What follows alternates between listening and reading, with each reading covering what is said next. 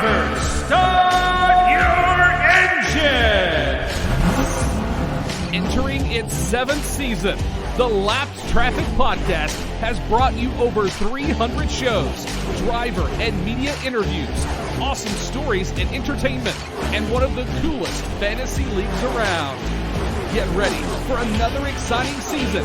Sit back, relax, and try not to get lapped. Now, here's your host, the Professor, Brendan Crown. Oh, Lap Traffic Nation, welcome to episode 318 of the Lap Traffic Podcast. Yes, I'm your host, the Professor Brandon Crowd. What better intro going into such an explosive show, coming off an explosive weekend that included, yes, even SummerSlam. Here we are. Oh my goodness, what a weekend. Hope you all had a fantastic weekend. Hope you were able to stay dry. If you were in Michigan, that was a challenge this weekend, that is for sure. All right, let me talk to you. Yeah, let me break it down for you. Yeah. All right, here's what happened. All right, Thursday. Took the day off work, right? Of course I did. Drove out to Berlin Raceway Thursday afternoon. Nice 3-hour drive, smooth sailing. Got out there. It was hot. It was really hot. The sun was blazing all day. And of course, the threat of weather moved in. It looked scary out there for those that were out there.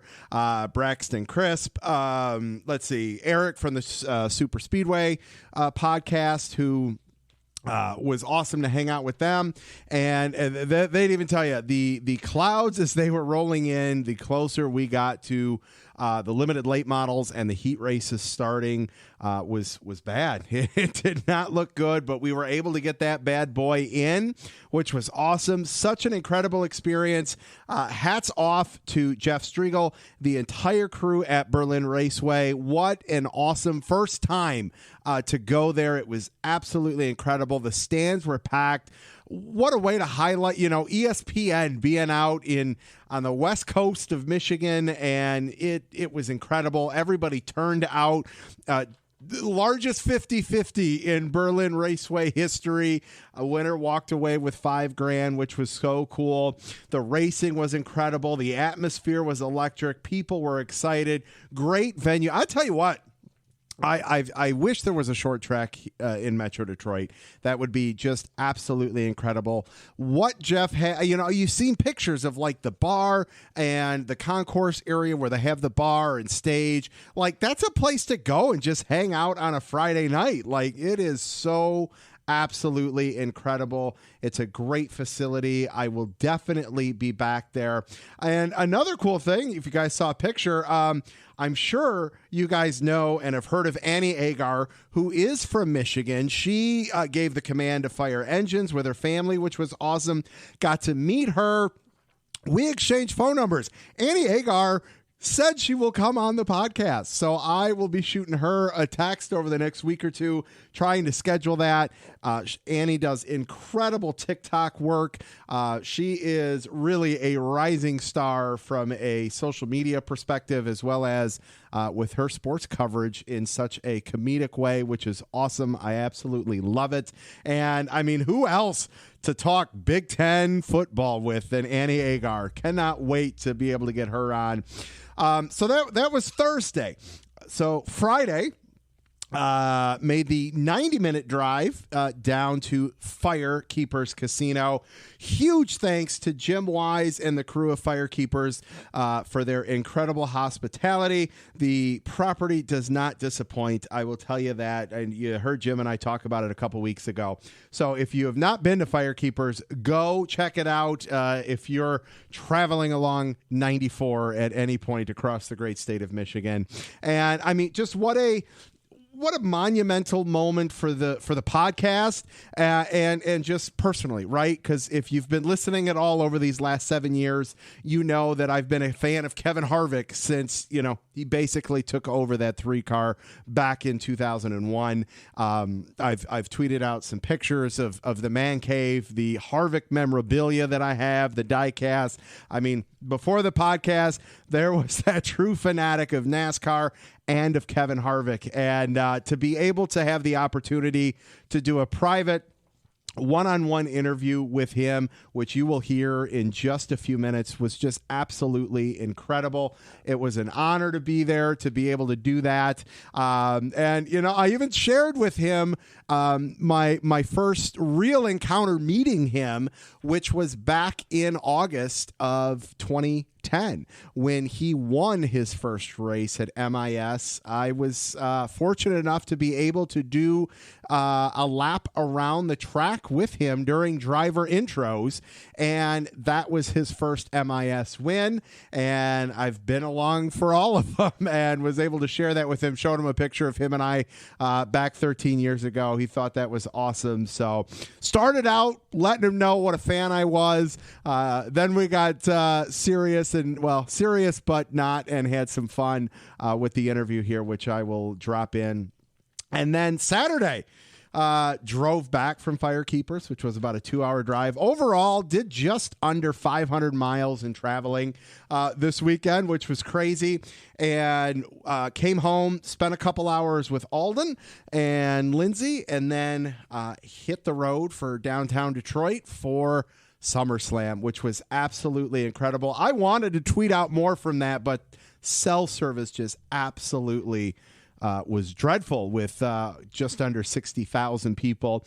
But just what an incredible event. It was so much fun to be there. And I just all the more cannot wait to be able to take Alden to wrestling shows, football games, all that good stuff. That was incredible. So SummerSlam got over about 12:15.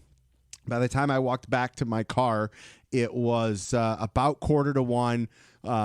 Where I parked, I didn't have to deal with too much traffic, but there was some. Didn't get home till almost 1:20. Didn't get to bed till almost 2 a.m. I say all that to say that looking at the radar and the forecast and how exhausted I was, the long days that I had prior, and kind of just wanting to see the kid for a little bit. And I made the call and did not make the trip out to MIS on Sunday. I would have gotten to see a few laps of racing, but, would not have been able to see it all, and then obviously would not have been able to make it back there Monday. So while I was bummed I did not go, I'm not sad about the decision that I made. It ended up being the right decision in terms of saving myself some hours in the car and all of that good stuff. So there we have it. And here we are, Monday. I think this is my longest intro ever, but it was a hell of a weekend. So normally Jeff Striegel does the pre and post MIS shows, and he did the pre, and I didn't even reach out to him because of one. I mean, Jeff has had a hell of a 8-10 day stretch here when coming back from Richmond, going right into finalizing track prep for Berlin going later than normal because of being impacted by weather, and MIS being stuck out there an extra day.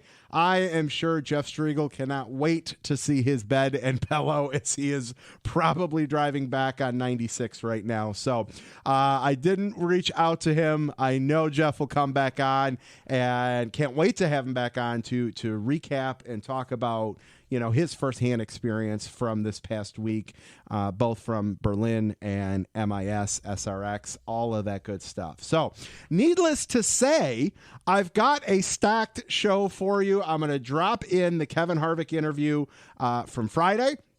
I've got Parker Kligerman after I do the race debriefing, if you will.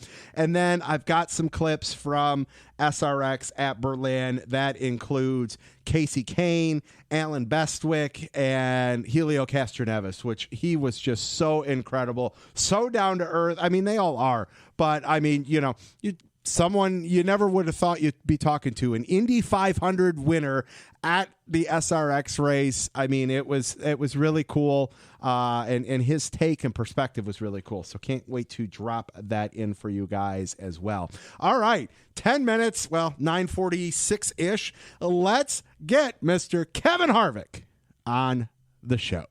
All right, joining me here in person at FireKeepers Casino in Battle Creek, Michigan, who is the sponsor of this weekend's FireKeepers Casino 400. He sits 10th on the all-time win list with 60 wins. He's won the Daytona 500, the Southern 500, the Coke 600, the Brickyard, your 2014 champion. I'm honored to stand next to Kevin Harvick. Kevin, how are you, man? I'm doing great, thank you. Thanks for being here with me. I appreciate it. Before we get into the NASCAR side of things, I was at Berlin yesterday. You were at Berlin yesterday. That place was off the charts. How was that for you? Like, I talked to Alan Bestwick beforehand. I said, kind of looks like a pickup basketball game for these guys, just out here having fun. It really was. It was my first time to the racetrack, and like I had told everybody that was there that I had interaction with, it was fun to be there because I've only seen Berlin races on Flow or pictures or heard old stories from people. So to be able to actually go to the racetrack and race and be able to be in the car and have a full house watching the race was a lot of fun. So I learned last night that you got to take care of the tires. I didn't do a very good job of that and wound up getting myself in trouble with about 25 laps to go last night. But that was one of the biggest reasons that I went, because I want to come back and race our late models and have some fun in something up there. So I think as we went through the night and were able to just race and learn about the racetrack and just enjoy the whole day, really, with a bunch of great competitors, a bunch of really great fans, and obviously you guys that have been around the racetrack up here for years, just a great staff of people. So it was a lot of fun. Striegel does a pretty good job on He's all right. He's okay. I guess we'll give him an okay rating. Striegel's been on the podcast the most out of anybody, so I got to talk good things about Jeff Striegel. Yeah. We're coming up on 13 years of your first win here at Michigan. I went back and listened to some of the post-race audio, and as you had crossed the checkered start-finish, you had said, I can't believe we won at Michigan. Here we are coming up 13 years later, 5 out of the last 7 wins as well. What's transitioned for you to let Michigan kind of be that sweet spot? Well, it's been in the beginning it was a very interesting racetrack for us performance-wise, just because of the fact that whether it was me or the car and everything in between, just didn't have a good feel and set up for the racetrack. In 2010, we kind of broke through on the old asphalt and were able to figure out how to run up against the wall and do the things that we needed to do up there where the fast groove was. And fast forward to the repaving of the racetrack and everything that happened, switching teams to Stewart Haas Racing and being able to go on the run that we've had at Michigan has been a lot of fun and really probably our best racetrack as we've gone through the years. So we didn't really like the fact that they took one race off the calendar because it has been so good to us throughout the years. But looking forward to this weekend and hopefully continuing that success. I mean, on top of the wins, there's a lot of P2s that could have been some victories as well. Everyone used to joke that Phoenix was your playground or your backyard. Is that how Michigan feels to you? Well, it's definitely has been a good racetrack. Both of those racetracks have been really good to me throughout my career, and I think as you look at that, you hope that you have some great racetracks, to go back and tell stories at. And really, Michigan is, I think, one of the most unique weekends was winning both races, through the COVID period, and having the chance to run 2 races at one racetrack and be able to win them both is something that probably most everybody will never have the opportunity to do again. We hope everybody won't have the opportunity to do, especially in those circumstances. Yes. But to be able to qualify well and win the first day and then start 20th and win the next day and have all that come together was something that honestly we expected to have a chance. But it's just so hard to put all these races together with so many good drivers and teams, and strategy and everything that goes into the day. And so our team did a great job and everything went our way and we had fast cars and it all worked out. That's awesome. I wear the fire suit in this family shirt, I think debuted here at Michigan after the scuff with Joey back in the day. That shirt's been rebrought out, and you guys presented Joey with a check to their foundation. When you knew you were going to bring the shirt out of retirement, did you know right away that was what you were going to do with that? Well, really, I think as we've gone through the years, and Joey and I have developed a good relationship, and we've traveled some together and been able to just talk about just things. And obviously that is one of those moments that we had gone back through. And we had talked about bringing back the shirt and bringing back the fire suit. And I think Brittany, a few years ago, I can't remember how many years ago, wore the fire suit at the racetrack, just poking fun at things. And so we just thought it was fitting to bring it back and just really just show everybody just how the relationships work in our sport and how to things come full circle and you can have people can talk through things and have good things come out of it in the end. And in the end, we made a nice donation to Joey's foundation and seeing his kids grow up and he's seeing my kids grow up and just really both families develop into families and be able to talk about things and laugh about things. And really in the end, we're very fortunate to do what we do. We're all young and dumb at some particular point to do crazy things. We just get to do those things in front of the camera and they live forever, especially with the internet in today's world. So we thought that would be a fun moment, and Joey was involved in it from the very beginning. I just wanted everybody to be comfortable and have fun. Sure. Last one for you. You're going to go sign some autographs here. You've been racing a very long time. I know you've signed thousands and thousands of autographs. What's some of the most unique things that stand out to you from a fan perspective that you're like, oh wow, that's really cool? Well, some of them we probably shouldn't talk about on your podcast, but we are standing here at the FireKeepers Casino and Hotel doing an autograph session today, and one of the things that always blows me away, I signed a lady's arm earlier, and she's going to go have a tattoo tonight, and I'm sure I'll see that tattoo as she comes through one of the fan zones or something this weekend. So that always seems a little bit weird to me, right?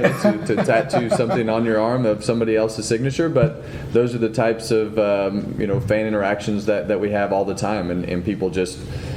I think a lot of times we are so involved in what we do on a week-to-week basis, you forget the impact that you have on people's lives and what it takes them away from in their personal life, to just give them some time to be able to see how you operate and do things and the interaction that you have with them and really just the joy that you bring them. You don't know what's going on in their life or what their situation is or anything like that, so you learn through the years to try to take those interactions to make those moments special and give something that somebody remembers. And I think this year has really helped me with that, just because we've gone through so many of these autograph sessions to hear and see the stories of the interaction that you have with people throughout the years and be reminded of that interaction that you have, that might be the highlight of somebody's life in all honesty. Sure. of something that they get to do that they have dreamt about and something that we take for granted. So I've had a lot of fun at the autograph sessions this year, especially the ones away from the racetrack. I know that there's a lot of people at the racetrack and they're like, well, why don't you do this? Why don't you do that? You're in that competitive that competitive mindset, and you're just thinking about so many different things. So to be able to be out of that competitive mindset and do things like we're doing here at FireKeepers is something that you get to spend a little bit more time. People get to learn a little bit more about who you actually are outside of that competitive mindset, because it's just a more relaxed atmosphere. So that's been one of the more fun things for me this year, because you get to listen to people's stories, you get to tell stories, you can kind of let your guard down and have fun with things. That's awesome. Kevin, thank you so much for taking a few minutes. It was an honor to get to talk to you. Best of luck this weekend, rest of the season, and try to enjoy retirement. I appreciate it. Thank you. Thank you.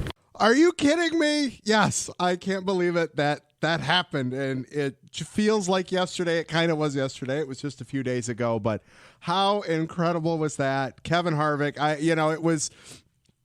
was nervous going into it. I'm not even going to lie. I was standing down there in the hotel lobby with Lindsay and Jim Wise, and we were, just talking about, gaming and NASCAR and, what the future looks like going down the road from an MIS track sponsorship, all that good stuff, which was really cool.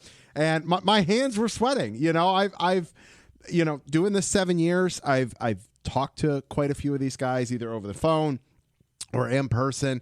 And, after the first couple back in like season 1 and 2, the nerves really went away, even seeing Dale Jr. and all of that. And I was nervous, and it was very weird. It was like, man, will I be able to keep my composure and not let the fan out? And it was a lot of fun. Kevin was great. He joked with Lindsay and I for a couple minutes afterwards, did some pictures, all that good stuff. And just what an incredible experience and opportunity. Glad to be able to have it for you guys, because I tell you what, there aren't too many podcasts with a Kevin Harvick interview. That's all I'm going to say. It was an honor, and I'm so grateful to Jim and FireKeepers for helping me get that set up, just like last year with Joey Logano. It's an incredible opportunity, and I'm very fortunate, very grateful to be able to bring that to you guys, the listeners of the Lap Traffic Podcast. So, all right, there we have Mr. Kevin Harvick. All right, what I want to do right now is drop in some sound bites and some quick interviews from the SRX race at Berlin. Let's kick things off with race announcer Alan Bestwick.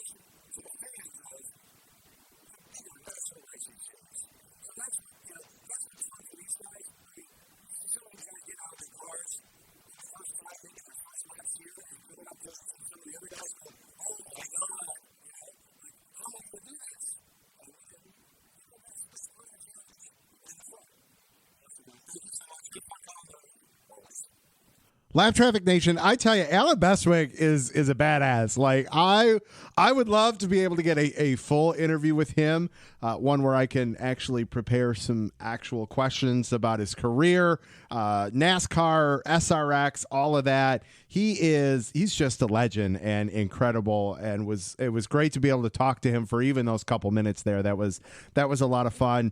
And I tell you, those cars are loud, they are fast, and they're going to be at Eldora this week. And, ooh, man, I tell you, if I had some unlimited PTO with the real job, oh, man, what I wouldn't give to go back down to Eldora. It's been a couple years. If they bring the trucks back there or anything NASCAR-wise, that is something that's definitely back on the list, I guess would be a good way to put it. So, okay, next up for you is as a quick clip. I was able to catch him for a few minutes with the legendary Kasey Khane.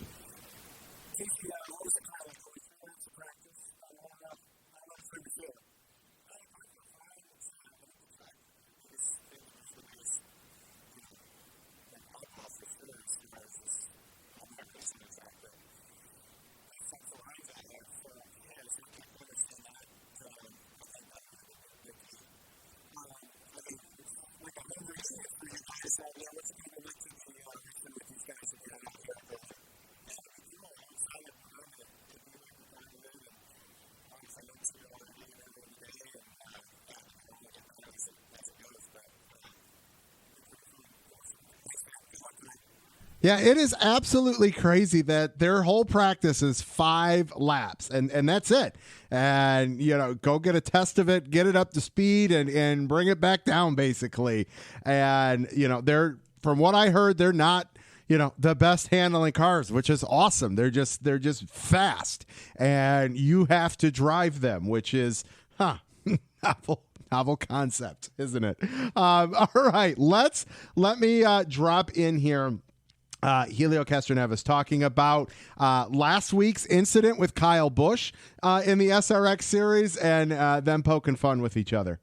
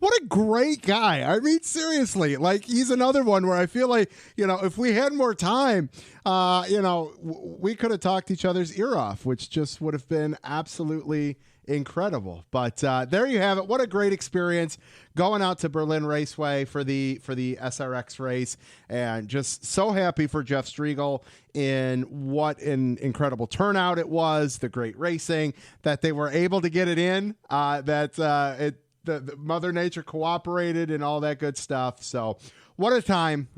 Can't wait to go and do it again. But all right, let's talk a little Michigan here, shall we?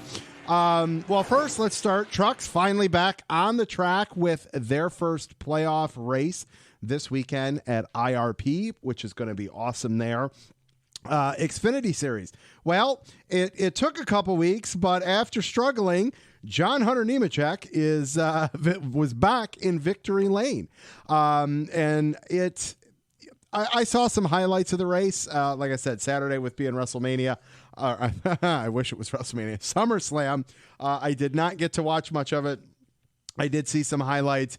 Parker Kligerman, who you're going to hear in just a couple of minutes, finished top 8, which has now put him into that 12th position currently on the bubble, if you will. He's got a 20-some-odd point lead ahead of Brandon Jones. Jeb Burton still fighting back there. Brett Moffitt, Kaz Gralla. 5 more races to go. Indy this weekend, Watkins Glen, Daytona, Darlington, and Kansas. So they've got a couple extra races on the schedule for them in the regular season before things are all said and done there. All right, let's get to what was a very, very odd Michigan race, if you will. I think that's the safe way to put it. We got almost halfway. We almost made it. They almost were able to call this bad boy on Sunday yesterday, but just shy. So they cranked things back up again today. And, we've been talking about it the last couple weeks in terms of these struggles that is very, very present for Hendrick Motorsports at the moment. And it did not get any better for them coming into Michigan. William Byron finished 35th. Chase Elliott involved in one. Kyle Busch involved in one as well. When the bottom of the sheet, let's even go back 30th on back. All right. Tyler Reddick, 30th. Chase Briscoe, 31st. Alex Bowman, 33rd. Josh Berry, 34th. William Byron, 35th. Chase Elliott, 36th. Kyle Busch, 37th. We typically are rattling off those names at the top, so very odd there. Now, that just meant there was some opportunity for some guys out there. And can you believe Chris Buescher, back in victory lane, just 2 races since his last one. I mean, that's incredible. That's a team that's heating up. We used to talk about, Tony Stewart back in the day. He'd start off the season so cold, and then come July and August, he just somehow found a way to dial things up and get it done. And that's what happened here. And not even 2 races, back to back. Chris, it feels like it was a minute ago, but Chris Buescher going back to back, Richmond, Michigan, 2 very different style racetracks. I couldn't imagine what that parlay would have paid. My goodness. Just awesome for him, right? Like, here's somebody that, his first win was 6-7 years ago, rain shortened Pocono race. And here we are a few years later, back to back, well-earned, well-deserved wins. I mean, that's awesome. Truex second, Denny Hamlin third, Brad Keselowski visited victory lane at MIS, just not the way he wanted to as an owner, not the driver. But he had a hell of a run to finish 4th there. Kevin Harvick, who we talked to, well, not earlier today, but earlier in the show, not a good run for him. I mean, yesterday he was logging laps basically 25th on back, but was able to salvage a top 10 there. Hometown Eric Jones with a top 10 as well. But yeah, just a very, very odd Michigan race. And just a bummer. It would have been, that place was packed yesterday. You could tell. And there would have probably been even more people had the threat of rain not been there. And it's a bummer. Can we move it to September in the playoffs, please? I'll leave it at that. So 3 more to go. Indy Road Course, Watkins Glen, Daytona, and our playoff field will be set. And there, as I mentioned, are some guys in trouble. Right now you got Ty Gibbs, Michael McDowell on the bubble, 3 points separating them. You got Daniel Suarez, 6 points out. AJ Allmendinger's there. Alex Bowman is in 20th. Chase Elliott, 22nd.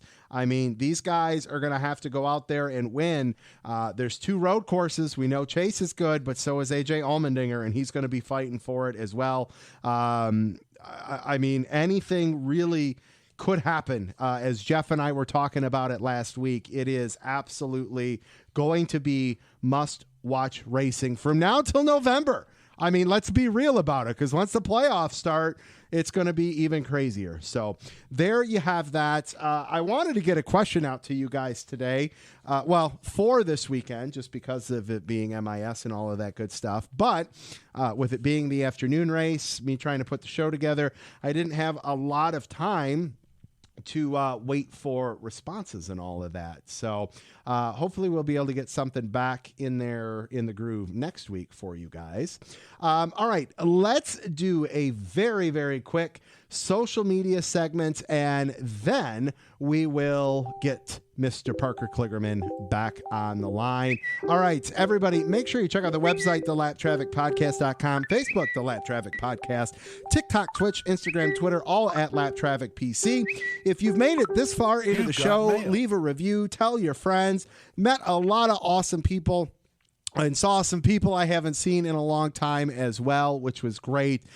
Julie Bosley, Kathleen, let's see who else. Mentioned Eric from the Super Speedway podcast. Met some great people, gave away a ton of koozies, gave away some t-shirts, which was great. Thanks to everyone that came out and said hi Thursday at Berlin. Great to see all of you. Don't forget, stickers, koozies for free. All you got to do, get a hold of me, Twitter, DM me, email me, whatever you got, and I will be happy to get them out to you. All right. Let's get Mr. Parker Kligerman back on the line.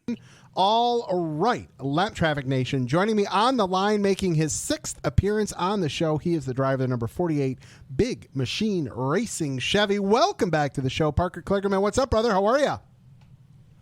Hey, man. I'm glad to be back. My 6th appearance. Hopefully, that's a lucky number for us. I hope so. Yeah, I like being here. Yeah, definitely. No, it's we've it's 6th appearance. I'd say that's probably over the last 3 years or so, which is awesome. And done some work with you and Landon on the e-racer, iRacing side of things, and have had you on through NBC and now with racing in the Xfinity Series, which is cool, man. So it's glad to have you back. All of that said, you've always been full-time busy, but this is like the first full-time racing season in a minute. So how was that adjustment period for you? It has been an adjustment. That's the best way to put it. It's just a big transition from what I was doing, the last 8 years, right? TV full-time, part-time racing. And the most races I had done in a season was probably 2019. And I think I did, 16 to 18, somewhere in there. And I've done like 20 some odd races already this year. We're just hitting August 1st. So yeah, I'm gonna blow through that. It's gonna be like 44 in total. And so I had to get a apartment down here in North Carolina as well. So I have a little studio, which I'm talking to you from right now, that has nothing but a bed in it and it's quite empty. But I've been home to Connecticut only like 3 or 4 times this year. The only time that was more than like 2 or 3 days was when we raced New Hampshire and Pocono, which was nice. So it has been it's been a big adjustment, but I'm enjoying it. I think it's cool to be in the fight that we're in.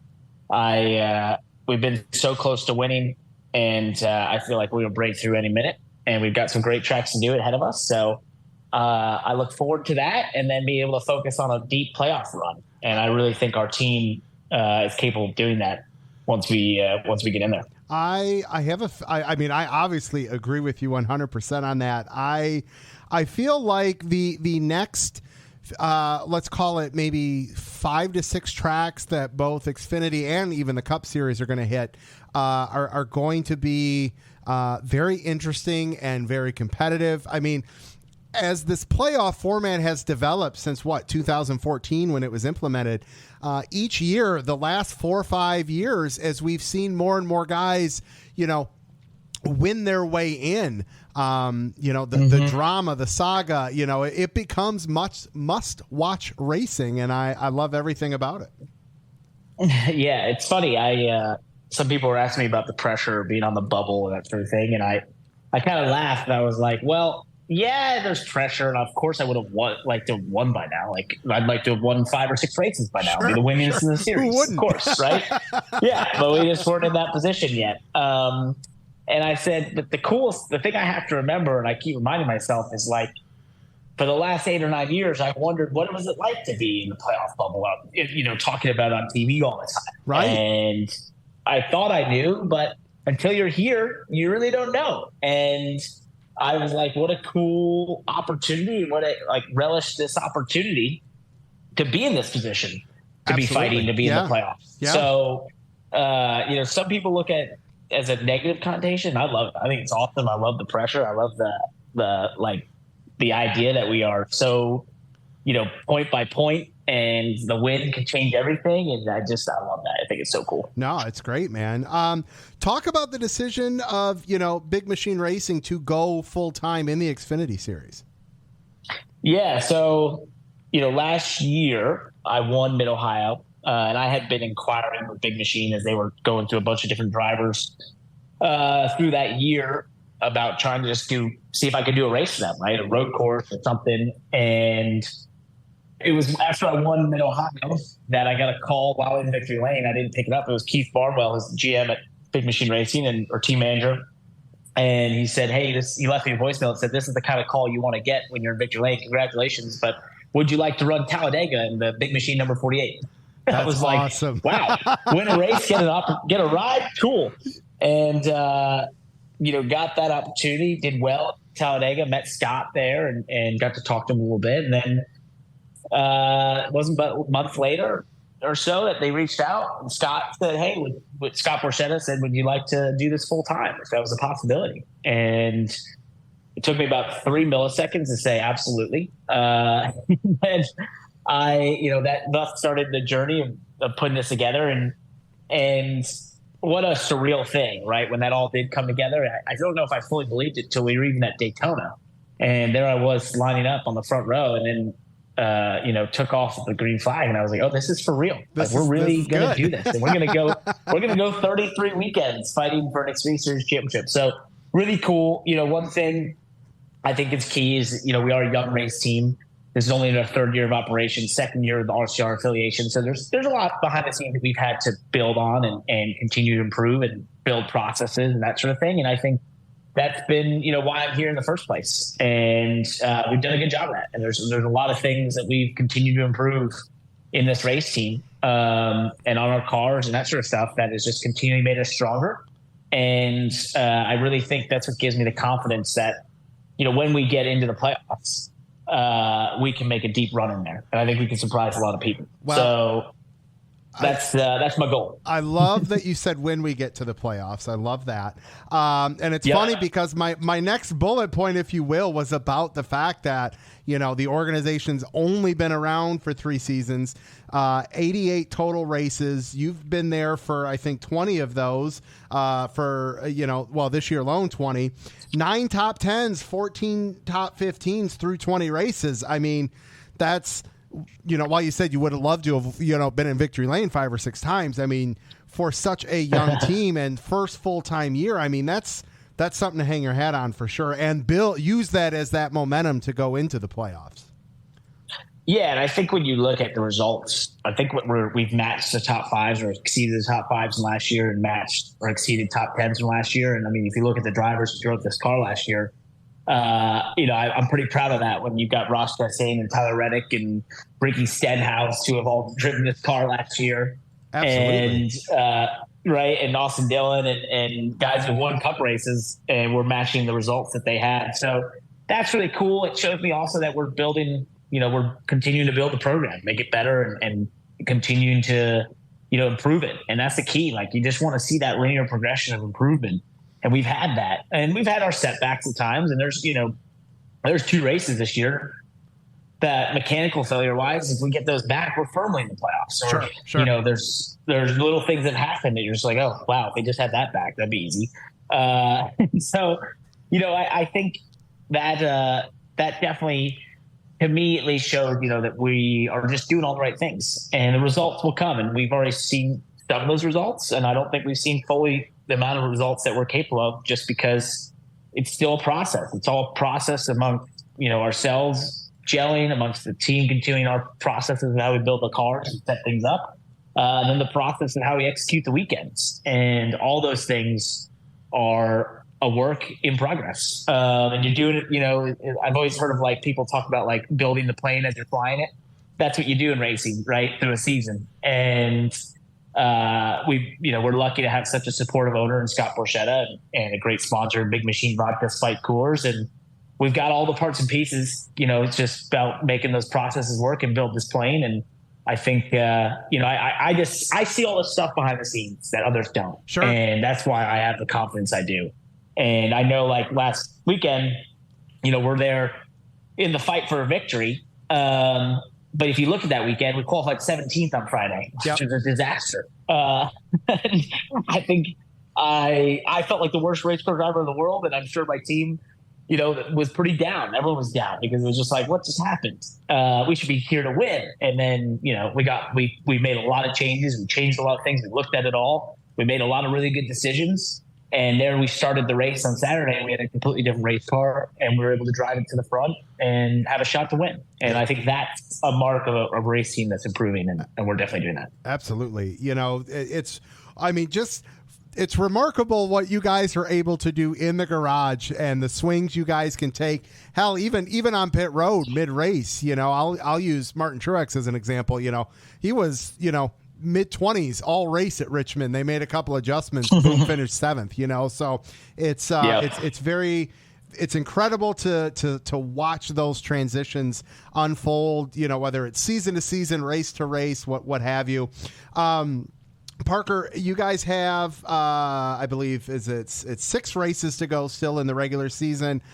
Some interesting tracks. We'll talk about Michigan here in a minute, but we've got 2 road courses, back to Daytona, Darlington, which is tricky. Do those play to strengths? Do those play to some weaknesses? Are where are you at with the style of tracks you guys are going to be racing at these last 6 weeks in the regular season?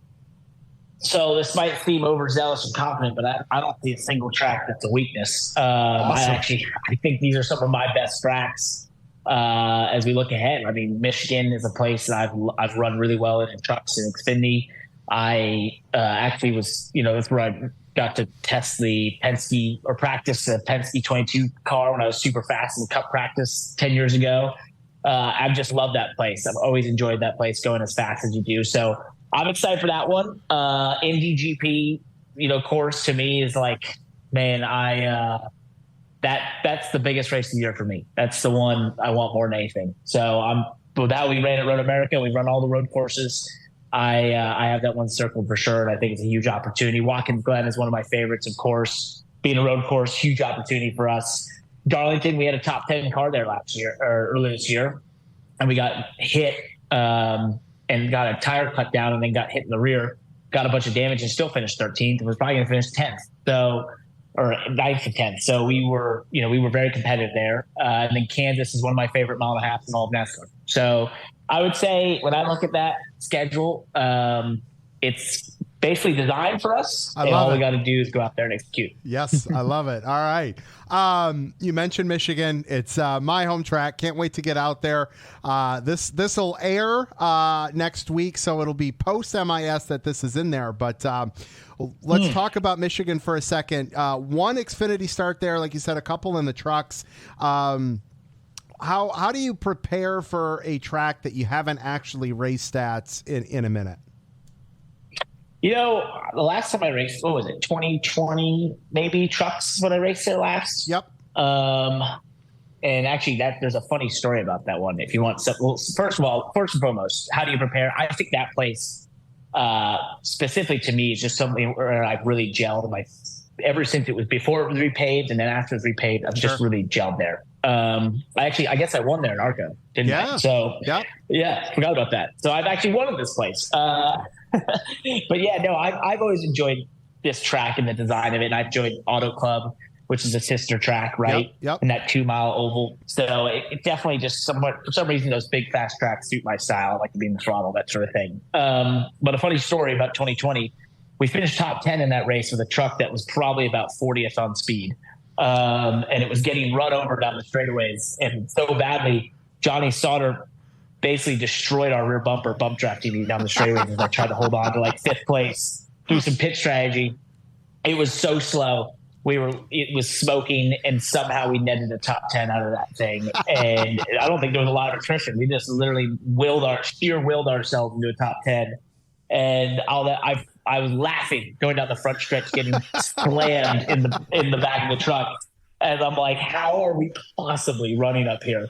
But yeah, no. So then we get done with that race, and I had to go to Road America, funny enough, to go do TV the next day. And so it was a long drive to Milwaukee. I got into there at like 2 a.m. But the funniest part was it was my birthday the next day. And actually, because I was driving to Road America, I switched time zones for some reason. Yep. And so I actually got an extra hour in my 20s. Because I switched time zones before midnight. So to this day, I tell everyone that I was 29 and 1 hour older than everyone else. Oh, I love that. So I got to live my 20s longer, 1 hour longer than anyone else. So that's great. Yeah, I thought that was always a funny story that from that time. And so I look, stories like that can make you even like a place because it just gives you a fond memory of that track. And I think that one's really funny. Oh, that's great, man. So do you have a favorite spot when you come up to Michigan? I know with just kind of like the 2-day weekends, the race weekends are shorter and you don't get as much time to maybe go jet off. But over the years, have you found a spot that's, your favorite here at Michigan? Man, you're right. Like we're so in and out all the time. I do know what is that bar on the lake that we always shout out Beach Bar on the broadcast? The Beach Bar. Is that it? Beach Bar? Yep, yeah, that's the one that I can tell you, at least from the production TV side, that's a fan favorite of the NBC TV crew. So that place is always talked about. So yes. I haven't been able to make it over there because I'm always like racing or flying in just for Sunday at the Michigan weekend. Yep. But yeah, I think that's, if I had to pick somewhere, I think it'd have to be that one because it's so beloved. We've shouted out on the broadcast. Oh, that's great. So there was another bar restaurant. It was on the water. And I'll tell you a funny story. So this is pre-podcast. So this is just fan Brandon and fan Lindsay, my wife, are out there.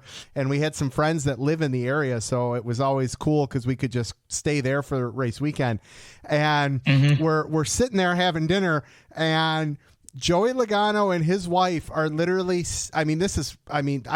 there were no kids. So, this is a minute ago, right? And they're just standing there, waiting in line, their names on the wait list because like the hostess had no clue who it was. And so I go to my wife, I said, Joey Logano's like literally just standing there in the foyer, like, just hanging out. And it was surprising to me, like just how many people just accepted that as natural, but you could tell like the 17-year-old waitress or hostess had no clue who she was talking to or whose name she was putting on the list. Good times. That's good funny. Times. Yeah, love it. Well, man, listen, it was great catching up with you. Thank you so much for coming on. Best of luck to you. As I said before we hit record, I wish I could, come up and hang out for a minute Saturday in the garage area, but I will only be there on Sunday. But look forward to catching back up with you very soon. Maybe we can catch up, mid-playoff run and see how we're doing. Perfect. Thanks for having me on, Brent. I appreciate good hearing from you, and have a good time this weekend. And yeah, look forward to hopefully talking again in the playoff. Thanks, brother. Best of luck this weekend. We'll talk to you soon. Thanks. See ya. Well, best of luck was an 8th place finish on Saturday for Parker, which is pretty damn good there. All right. I think it is time to close this bad boy out with some lap traffic fantasy. Just a reminder, get your picks in by 5 o'clock Eastern Standard Time on Thursday. Keep the Twitter interaction up using hashtag LTFantasy. And what a week. It was an interesting one in the Lap Traffic Fantasy League, and things are heating up with just 3 more race weekends to go before we've got our playoff grid set as well. My picks this week, John Hunter, Kevin Harvick, good for 79. And another bonus point, which I will take. But week high goes to Mr. Jumpy Bob with Martin Truex and John Hunter Nemechek. He picked up 105 points. Right now, Our top 10, segment 2, is Andrew Yu with 1,027. Andrew's just kicking ass and taking names.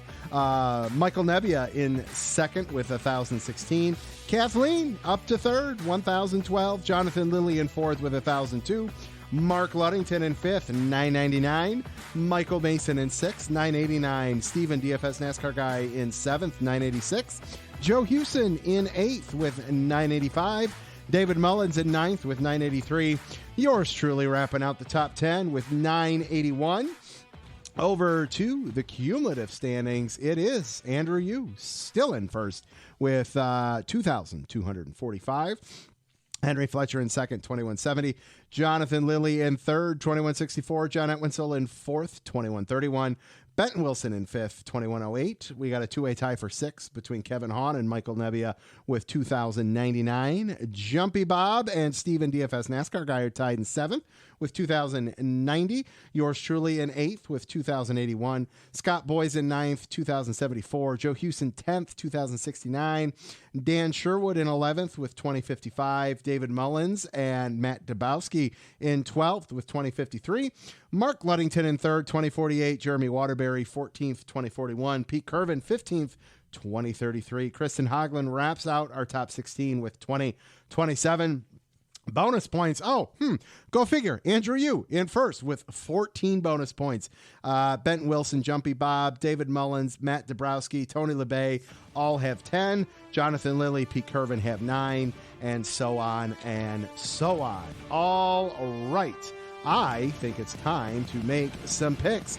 We are headed back to the Brickyard where Chevy has struggled as of late, but they currently have swept the Indy Road Course with, AJ Allmendinger picking up the inaugural win at the Indy RC back in 21, and Tyler Reddick picking up the win last year.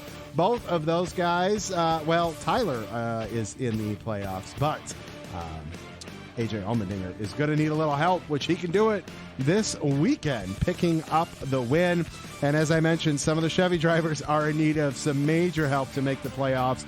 With just 3 races to go, Chase Elliott, Bowman, they are pretty close to being in a must-win situation. All right, some quick picks. Let's see here. For the Truck Series, I am going to go with the 38 of Zane Smith. Over to the Xfinity Series, now that John Hunter redeemed himself, I can stop picking him and go with somebody else. And that will be with Little Gator Justin Allgaier in the 7. And over to the Cup Series, I am going to roll the dice on the 9 of Chase Elliott. All right. There you have my picks. Best of luck as we are winding down segment 2 in Lap Traffic Fantasy. All right, Lap Traffic Nation, that is going to do it for episode 318 of the Lap Traffic Podcast. Make sure you check out the website, thelaptrafficpodcast.com, Facebook, The Lap Traffic Podcast, TikTok, Twitch, Instagram, Twitter, all at Lap Traffic PC. Huge thank you to Kevin Harvick, Jim Wise and the gang over at FireKeepers Casino. Huge thanks to Jeff Striegel and everybody over at Berlin Raceway, Kasey Khane, Helio Castroneves, Alan Bestwick, and Parker Kligerman, all for setting some time aside for the Lap Traffic Podcast. Don't get caught chasing the lucky dog. Tune in each and every week to the Lap Traffic Podcast. See ya.